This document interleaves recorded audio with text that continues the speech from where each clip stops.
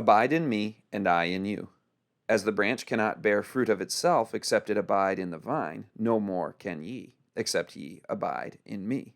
John 15, verse 4.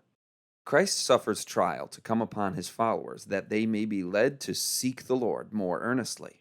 Then when trials come, do not think that the Lord is your enemy. He purges for a reason. He does not want you to be discouraged, but he would prove you to see if you will be true to him and will conduct yourself circumspectly under every circumstance. He does not want to drive you away, but to drive you nearer to the Lord. In God is the Christian's only hope in time of perplexity. Do not talk to others about your trials, for they have enough of their own to bear, and our human friends cannot always understand.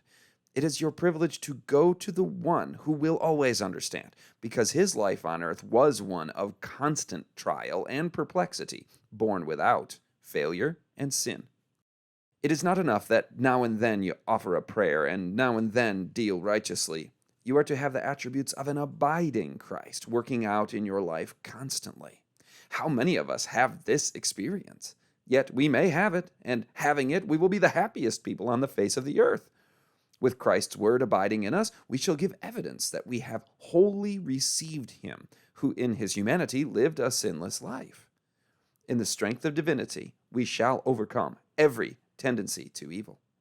The difference between the character of Christ and the character of other men of his day was everywhere apparent, and because of this difference, the world hated him. It hated him for his goodness and his strict integrity. And Christ declared that those who manifest the same attributes would be likewise hated. As we near the end of time, this hatred for the followers of Christ will be more and more manifest. Christ took humanity and bore the hatred of the world that he might show men and women that they could live without sin, that their words, their actions, their spirit might be sanctified to God. We can be perfect Christians if we will manifest this power in our lives.